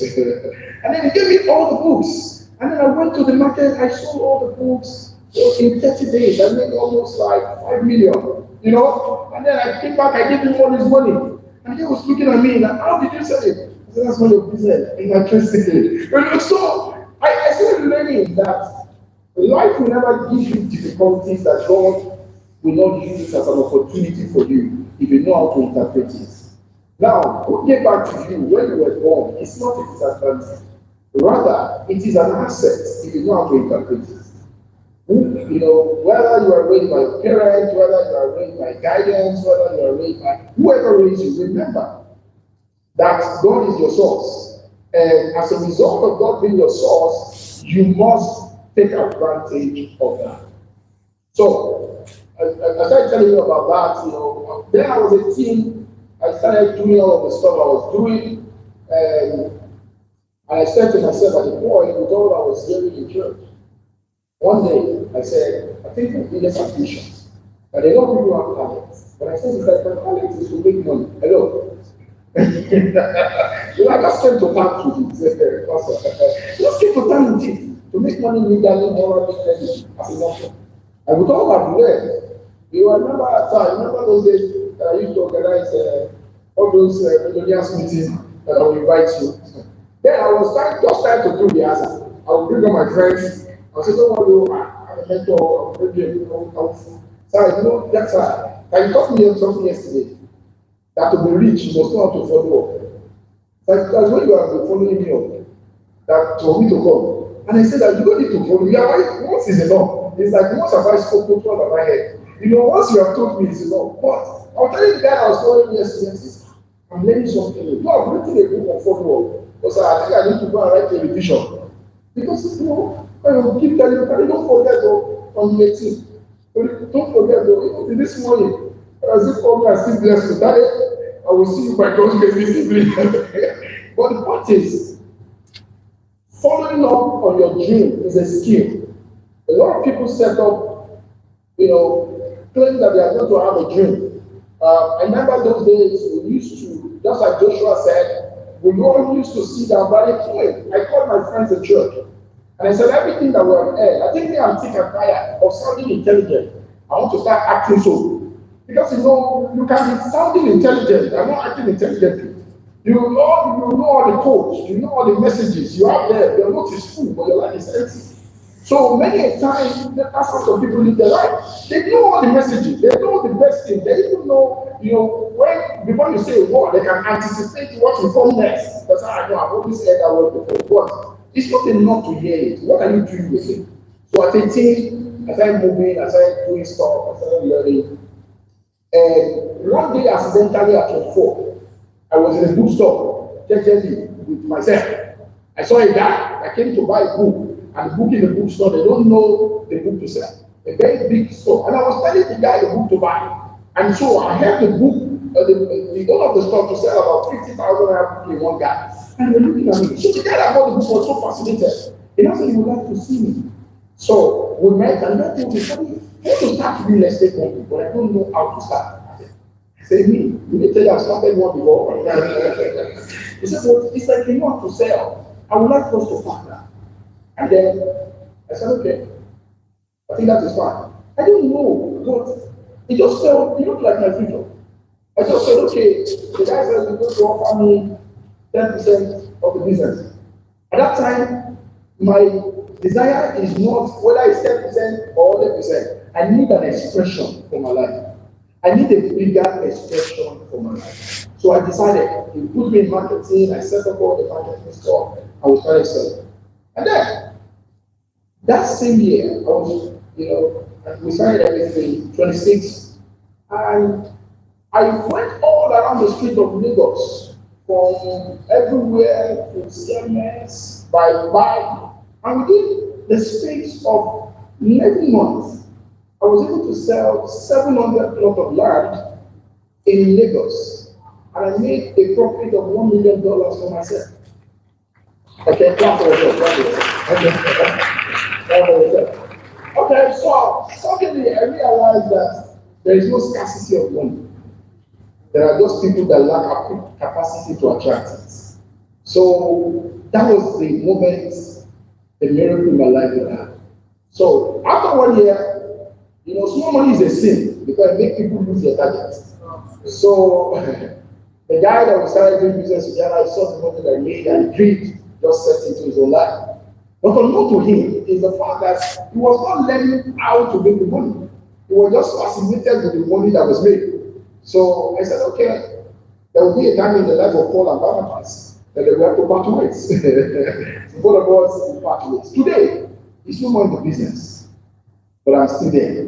Why? Because, you know, but what I can never forget about the experience with him is one thing. That many a time, getting to your destiny may look accidental, but in God's agenda, there is no accident. It's just a step, you know, and life is a circle, it's not straight. But if you are following God, and you know that God is dependable, as you go on the journey, He begins to lead you to a path that suddenly when you get to the destination, you will know that God is the one on the journey or the way. You know, so that was the beginning, and that was the journey. And then I moved into that point, you know, and then I began to look about all the lessons I was learning. And then I said, I want to do something bigger. You know, I remember I want to do something bigger. I want to do something bigger. And I sold real estate for a couple of years.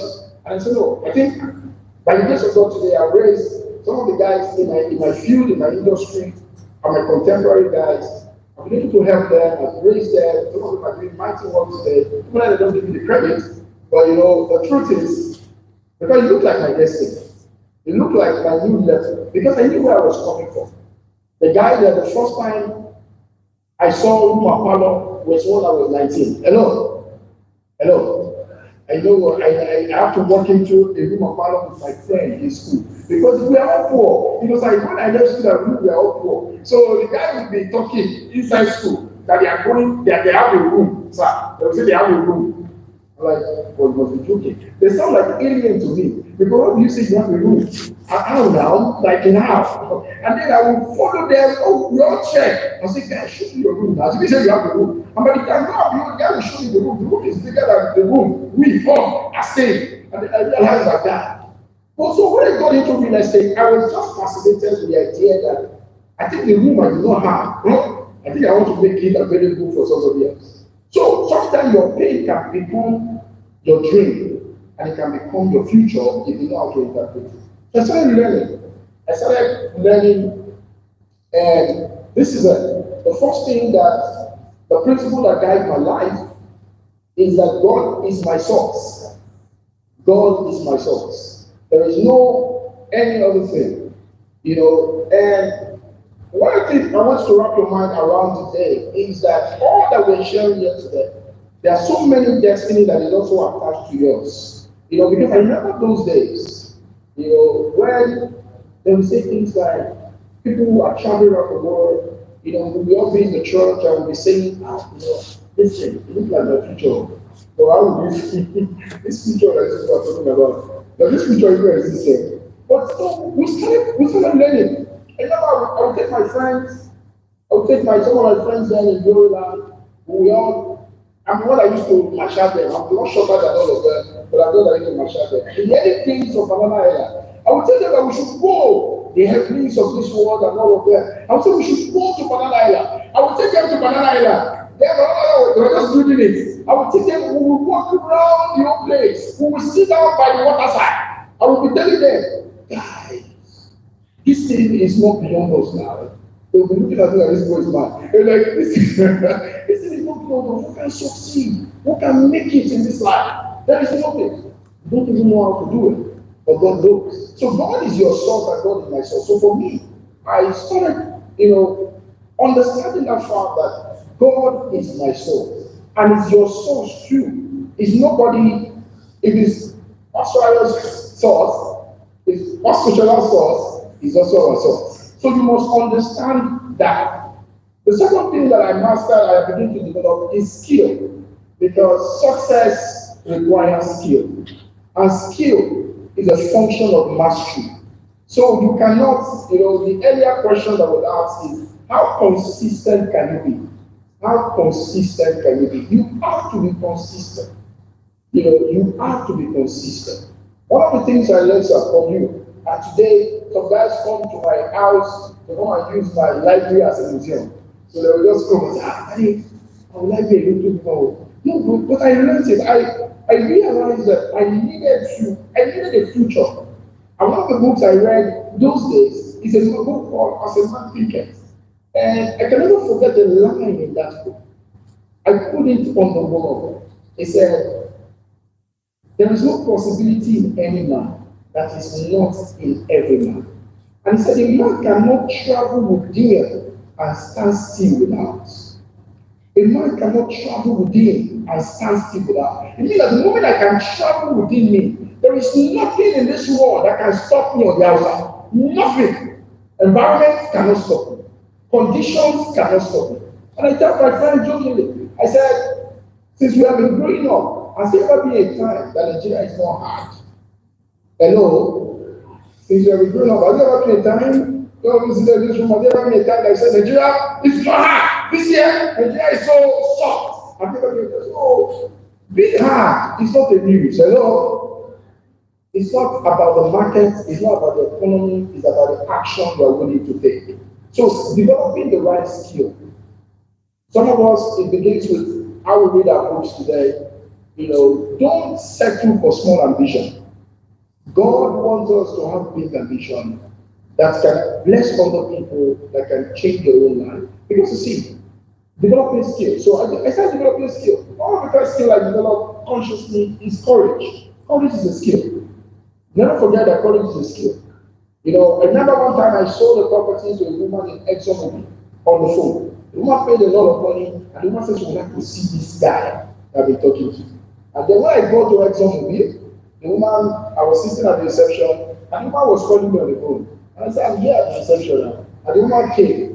I said, are you the one? I said, yes, I am.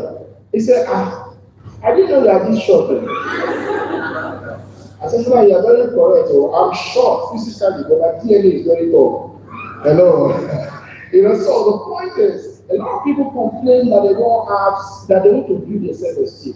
But the truth of the matter is, that won't look like a buzzword, but really, self-esteem is built by accomplishment and actions and the things that you get done with your life. If you need to get things done with your life, you see, you don't need to tell me I'm short. Like, no. Why are you trying to run it on my face? I will tell you before you tell me. It's not a bad thing at all. When he was there, that, you call him one day now. Shortman syndrome, exactly. I'm trying to say that one now. Shortman syndrome, that's what I have. It's fine. I like it. But this is courage is a skill. Develop courage. Develop audacity. Your universe is as big as your courage. Your universe is as big as your courage. That's develop skill. Number two, develop out. Communication is a skill. Communication is a skill. Jesus speaks to the crowd. Solomon speaks to the crowd. Okay? So you must learn how to speak to the crowd. Speak. Be courageous. Communicate. Get clarity with your life. Speak. You see, if I have to say something wrong, I will still say it with courage. Let me now be corrected. Because you can be saying what is right, but if you are not courageous, nobody will listen to you. Then what do you want to say? You're just fidgeting and just shaking and everything. So develop courage. There are other skills I developed that help me. I learned how to be persuasive. Alright? I learned how to be persuasive. Because if you want to be progressive, you have to be persuasive. And it begins with your friends. How do you have communication with them? Learn to listen, learn to talk. So skill is one thing that I learned. Skill. Then develop skill. Develop skill. Today we are here. Let me tell you. Are you Evelyn's daughter? Okay. You look like her. Okay. All right. So the point is, you need to learn how to communicate, learn to be persuasive. It's very, very important. Learn to be persuasive. How do you learn to be persuasive? Listen, talk. You can learn to engage people. It will help you. It will help you a lot. Those are the things we were learning in the early days. We were learning by learning how to sell, by learning how to take books to different pastors that were giving us the courage to that kind of stuff. We have this book for you, sir. And we have it. We want to sell this book. Some people would think that skill was not good. But I wonder how you want to live in this planet if you don't learn how to be persuasive. You have to be persuasive. No, it's key. The third thing I want to learn is learn to be strategic. All right? Learn to collaborate with other people. Learn to relate with people. There is no, how many of you have heard of this word before? If you cannot beat them, join them. How many of you have heard of that before?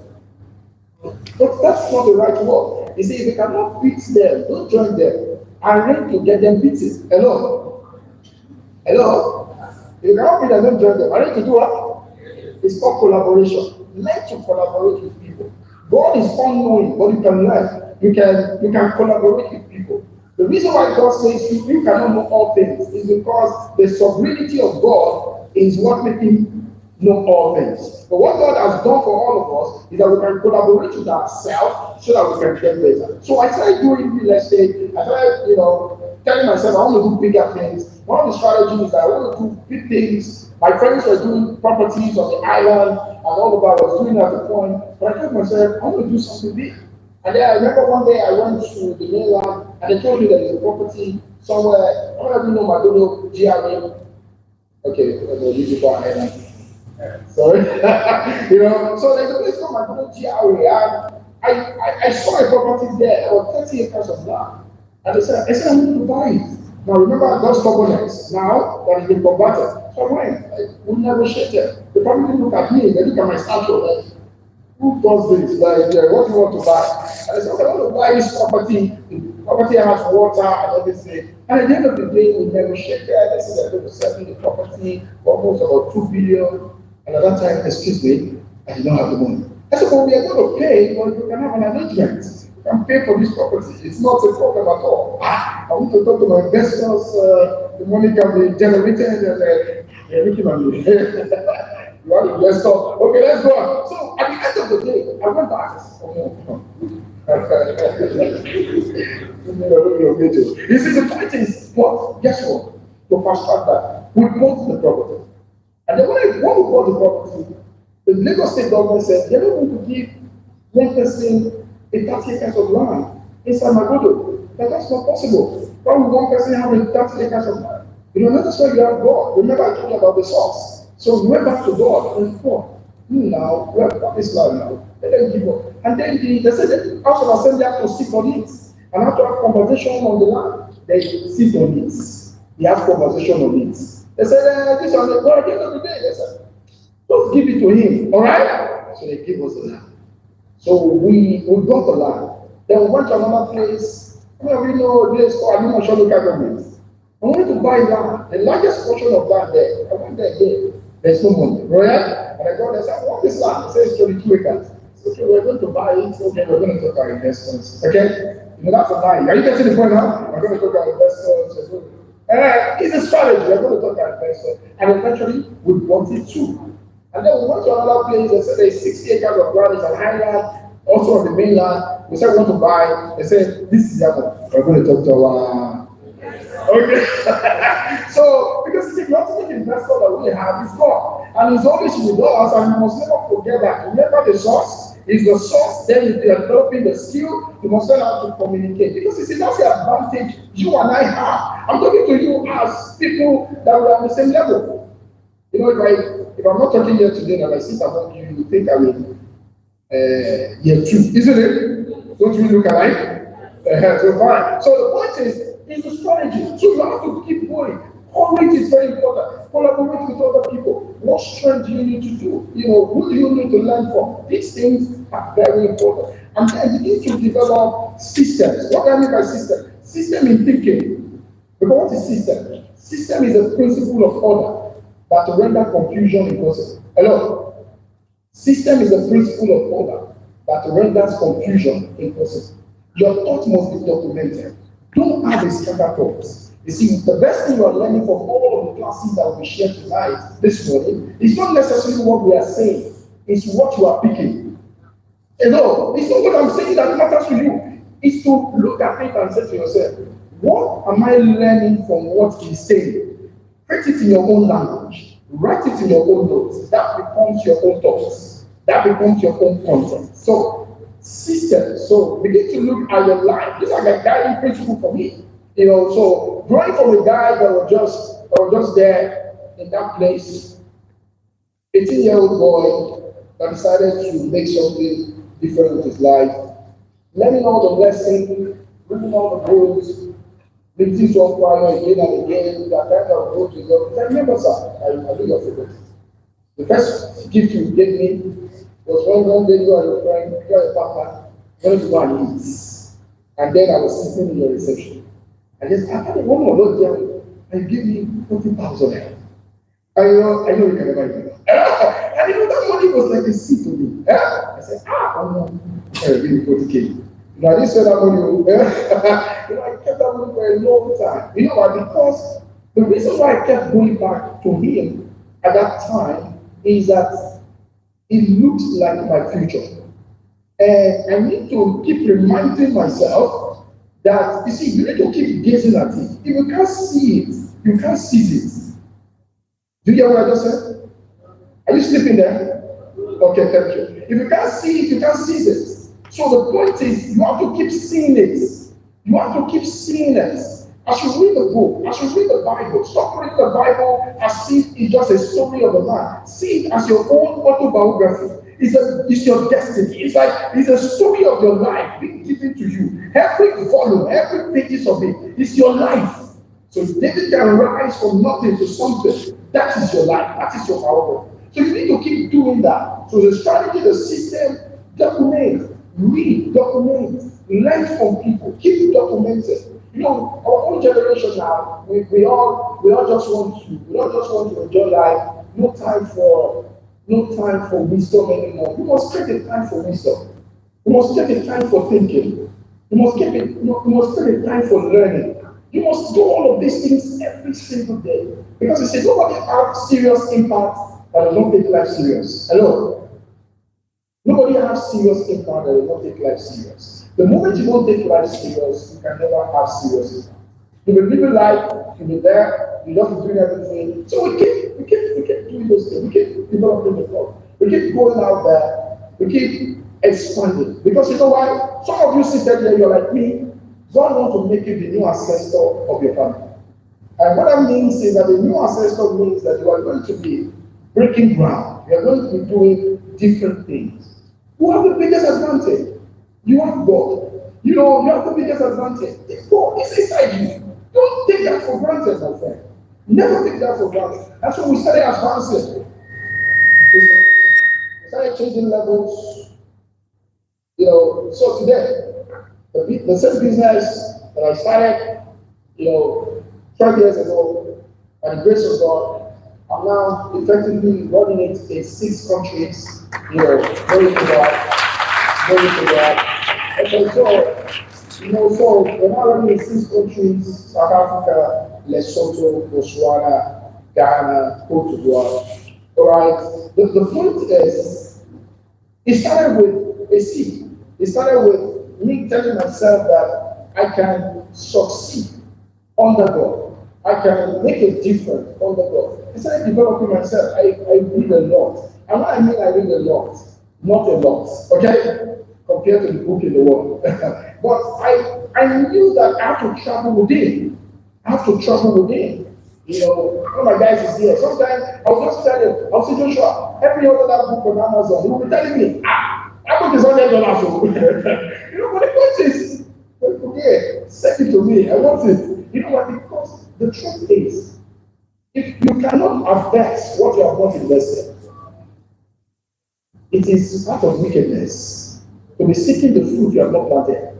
So many people, they are empty. And you know that emptiness cannot be multiplied. Hello? Emptiness cannot be what? Emptiness cannot be multiplied. The best luxury in the 21st century is a luxury of self-responsibility. That means you are accepting responsibility on that God for your life. Let me say, my mother and my father now, they are mates. But guess what? If I have said, oh, these people, they don't have money to send us to school. They don't have money to do this. They don't have money to do that. They would have gone today. I will still be eating them up in the grave. You know what? Because the truth is, at the point in your life, you must accept responsibility for moving your life forward. And that is what we are here today learning, including myself. Learning, when I heard Pastor Faye's, line, it just dawned on me that, come on, the person is speaking English. Let me say, let's not get past. They speak English. The point is, but this is what I'm telling you guys. This is what I'm telling you. Everything that you are having access to today, I want you to think of your life as a challenge of the next 10 years. And you are asking yourself, what you are looking back, those are the things we used to look at when you look at your life in the next 10 years. Today, I'm grateful for how I was raised. I was grateful for the fact that, when we're growing up, I have to upgrade from Monday to Friday, going to school. Today, I don't look like it. Today, if I say it, you'll be inspired. But it doesn't mean I was inspired when I was going through it. But I was not inspired though. I don't lie to you, that's not a motivation. I was not inspired, but I knew that it needed to be done. Today, what am I saying to you? Look at everything and take this as if your destiny depends on it. Because in the recent, it does. Begin to apply yourself to everything. You know, those days when we talk, we sit down, and every of my friends that we all grew up, I stay with them making advancements in their life. But this time, our visions were just discussion. All right? But most importantly, we are grateful. And that's what I want you to be grateful for. We're grateful to have the light of God in our life. Even those times, some of our friends spirit to think they are doing too much. You know, because truth will first piss you off before they set you free. Hello? Truth will first do what? You see, if truth is not pissing you off at the point in your life, maybe you're not doing the truth at all. Because there will be a time in your life that truth will piss you off. You're like, no, now, don't be like my friend, don't be speaking to yourself. Just leave it where it is. No, take it. Sometimes you may have to hear that you're acting stupidly. It doesn't mean you're fully stupid, but you're just acting so. What do you need to do? Just change. Just change. Hold your destiny in your hands. And so today, that's where we are. And I want to be grateful for the opportunity. I want to be grateful. We are still expanding. I'm still making progress. I want to do bigger things. You know, right now I'm looking at the project of the mainland. It's called Wingate Skyline, the tallest building on the mainland of Lagos, you know, 17 floors. Okay. You know, but you know what? A tall guy, a short guy cannot be too short. Amen. Amen. You like that? A short guy cannot be too short. So what am I saying to you? I'm telling God that to you not to impress you, but to impress upon you. That there's no possibility in one. That is not tomorrow. And I think why I brought you today is to let you know that what everyone is sharing with you, what you will still learn this morning, is to let you know how can you use this? Take responsibility.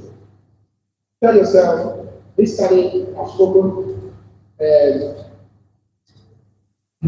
some of you have this better started than me. There's some advantage that your parents have given you. And don't feel ashamed if your parents have given you a good leverage.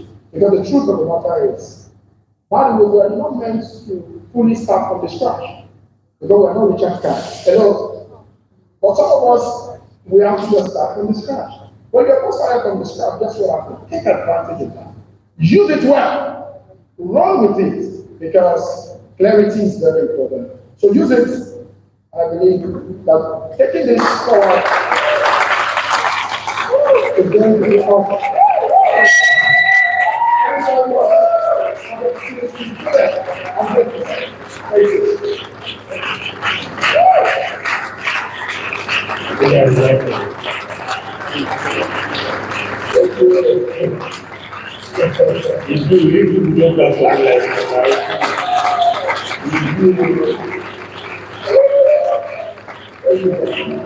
How do you prosper with it?